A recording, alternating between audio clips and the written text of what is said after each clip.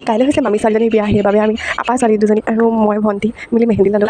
আপা ছোৱালীজনীক মেহেন্দি আঁকিছে, কি ধুনীয়াকৈ দিছে চাচোন। আৰু বিয়া বুলিলে মেহেন্দি ল'লেহে ভাল লাগে ন।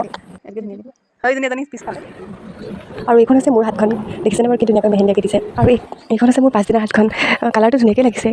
মই অলপহে মেহেন্দি ল'লোঁ দেই, মানে গোটেই হাতখনতে বেছিকৈ নল'লোঁ আৰু এনেই অলপ আৰু ল'লোঁ বিয়া বুলি। আৰু এইটো হৈছে বিয়া ঘৰ, আজি বিয়া, আৰু সেইবাবে চকী টেবুল ধুনীয়াকৈ সজাই ৰাখিছে।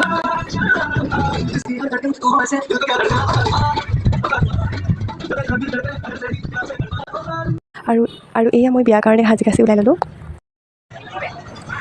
আৰু এইজনী হৈছে মোৰ লগত মোৰ মাহী ছোৱালী, ডাঙৰ ছোৱালী।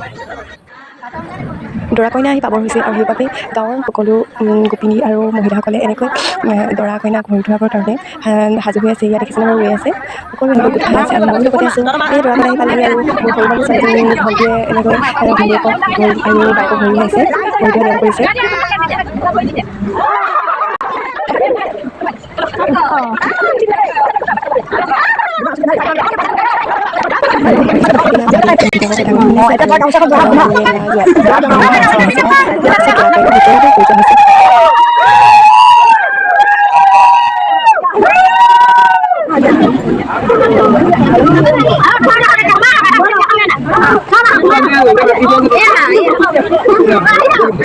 ৰিলচ ভিডিঅ' আৰু ফটো মাৰিলোঁ বহুত।